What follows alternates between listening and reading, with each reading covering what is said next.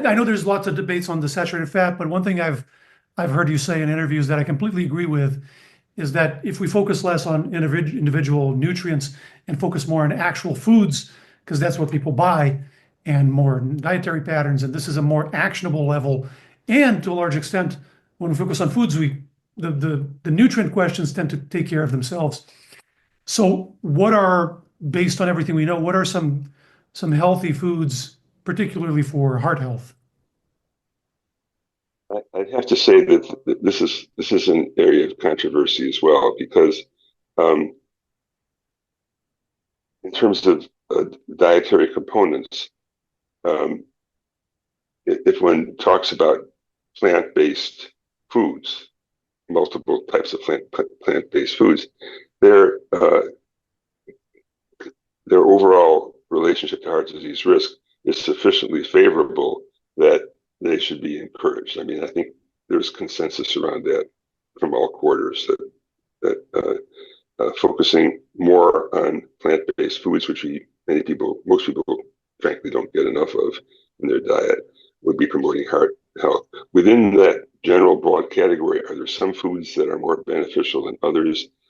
I'm not sure I could really uh, point to studies that I believe. There's a lot of, I've done a lot of work in nutrition research, and I'm aware of all the issues surrounding where the support for those studies come from. And I'm hesitate to bring this up, but a lot of the studies are focused on foods that the sponsors are interested in promoting. And you can say, well, this food is good for you. Pistachios are good for you, or um, uh, the more I think about it, though, probably the one category of foods that stands out, and because I haven't really thought about it quite this way, I thought about it in more broad dietary terms, but many categories of nuts, I think, would be considered heart healthy for different reasons. Walnuts, content of polyphenols, almonds for fiber content and cholesterol, potentially cholesterol effects.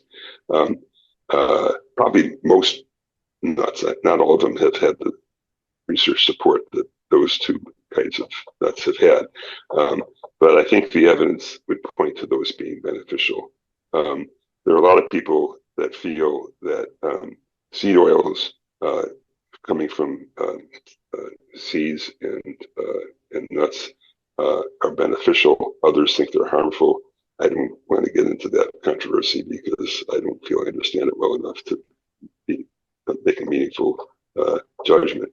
But it's the foods in which those oils are contained rather than the oils themselves that I think are really, and that gets back to the plant-based diet. So I'm sorry, I can't point, this gets asked a lot actually, what foods should I be eating to reduce my risk of heart disease?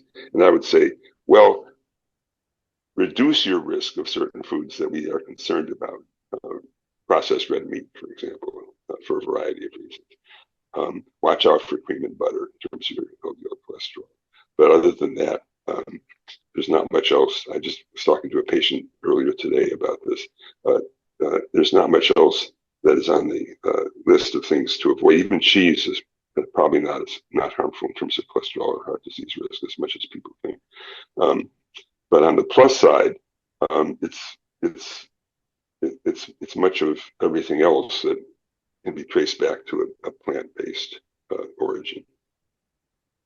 Oh, you touched on carbohydrates in the beginning. I just wanted to get your take on kind of whole forms of carbohydrate versus refined. What's your Right. take on that? So let's say whole grains like oats and then refined carbohydrates. How do you view those two? Okay. So I was educated on this when I had to write a chapter on this earlier on in my career. And I've sort of been left with this model, and that is that any carbohydrate that has its original kernel attached to it, unchopped, is probably going to be okay. It's not helpful for other reasons because of other properties of the food. Once you start cracking that kernel in any way, shape, or form, even if it's whole, so-called whole wheat, that whole wheat can still consist of broken down kernel, which makes that carbohydrate more digestible. And the rate at which that carbohydrate is absorbed when it's lost its shell is one of the things that triggers the series of events, including insulin resistance problems and leading on to diabetes risk, as well as lipid abnormalities. And so it's a degree of, we've been hearing a lot about processed foods these days and ultra processed foods. Well, my argument is unless you are eating really whole kernel carbohydrates, and here I would include, to answer your question, steel cut oats would be an example of something close to that.